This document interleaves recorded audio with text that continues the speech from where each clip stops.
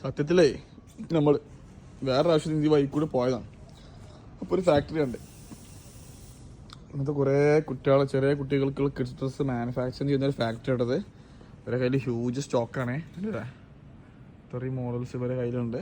ഇവിടെ വലിയൊരു സ്റ്റിച്ചിങ് ഇട്ടൊക്കെ കാണുന്നുണ്ട്. ഇപ്പോൾ ഹോളിഡേ ആയതുകൊണ്ട്, ചൈനയിൽ ഹോളിഡേ ആയതുകൊണ്ട് ഇതാണ് പേര്, ഹോൺ ബേബി ബ്രാൻഡ് നെയിം.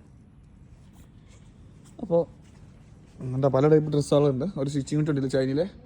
ഇവിടെ അത്രയും വലിയ യൂണിറ്റ്, ഒരുപാട് ഫാക്ടറികൾ, ഒരു ഫാക്ടറി മാത്രമാണ് ഇത്. കണ്ടില്ലേ എന്തോ സെറ്റപ്പ്, എത്ര സ്റ്റിച്ചിങ് ഇട്ടുണ്ട്, ഹ്യൂജ് പ്രൊഡക്ഷനാണ്. അപ്പോൾ ഇങ്ങനത്തെ ഫാക്ടറിയിലൊക്കെ വന്നിട്ട് നമ്മളെ ബ്രാൻഡിലൊക്കെ ചെയ്തതെന്ന് പറഞ്ഞാൽ, ഇപ്പോൾ ഇവർ ചെയ്യുന്ന ഡിസൈനൊക്കെ ഉണ്ടാവല്ലോ, അപ്പോൾ ഇതേ മോഡൽസ് നമ്മളെ ബ്രാൻഡ് ചെയ്യുമെന്ന് പറയുമ്പോൾ ഇതേപോലെ വലിയ ബ്രാൻഡിങ് മാറ്റി നമ്മളെ ബ്രാൻഡിൽ തരും.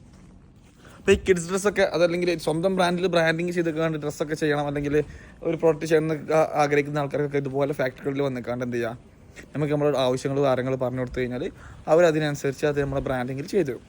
ഈ മോഡൽസൊക്കെ കണ്ടില്ല നിങ്ങൾ. അതുപോലെ അവരുടെ നല്ല സ്റ്റോക്ക്, ഇതൊക്കെ കിഡ്സ് ഡ്രസ്സാട്ടോ, കംപ്ലീറ്റ് കിഡ്സിൻ്റെ ഡെയിലി വെയേഴ്സ് വരുന്നുണ്ട്. അതുപോലെ തന്നെ നോർമൽ ജീൻസ് ഐറ്റംസുകൾ വരുന്നുണ്ട്. ഇതൊക്കെ പ്രൊഡക്ഷൻ കഴിഞ്ഞിട്ട് ഇത് ഇവർ പാക്ക് ചെയ്ത് വെച്ചാണ്. കണ്ടില്ലേ, നല്ല അടിപൊളിയായിട്ട് ചെയ്ത് വെച്ചിട്ടുണ്ട്. ഇപ്പോൾ ഇത് കണ്ട ഫുൾ സ്റ്റോക്കാണ്, വലിയ കമ്പനിയാണ്. സത്യം പറഞ്ഞാൽ അൺഎക്സ്പെക്റ്റഡ് ആയിട്ട് കിട്ടിയ ഒരു ഫാക്ടറി കേട്ടോ. ഇതുപോലെ ഒരുപാട് ഫാക്ടറികൾ ചൈനയിലുണ്ട്. ഇതിപ്പോൾ ഇങ്ങനത്തെ ഫാക്ടറിക്ക് വന്നിട്ട് നമ്മൾ പറയാം, നമുക്കിങ്ങനെ ബ്രാൻഡിൽ നമുക്ക് ലോഗോ വെച്ച് ചെയ്തു തരുന്ന പറഞ്ഞാൽ അവർ പറയും ഇത്ര ക്വാണ്ടിറ്റി എടുക്കുകയാണെങ്കിൽ ചെയ്തു തരാറ്. അപ്പോൾ അത് അടിക്കുക, ബ്രാൻഡിങ് ചെയ്യുക, നാട്ടിൽ കൊടുന്ന് സെൽ ചെയ്യുക. താല്പര്യമുള്ളവർ എന്ത് ചെയ്യുക, നല്ല ക്വാണ്ടിറ്റി എടുക്കാൻ താല്പര്യമുള്ളവർ കോൺടാക്ട് ചെയ്യുക.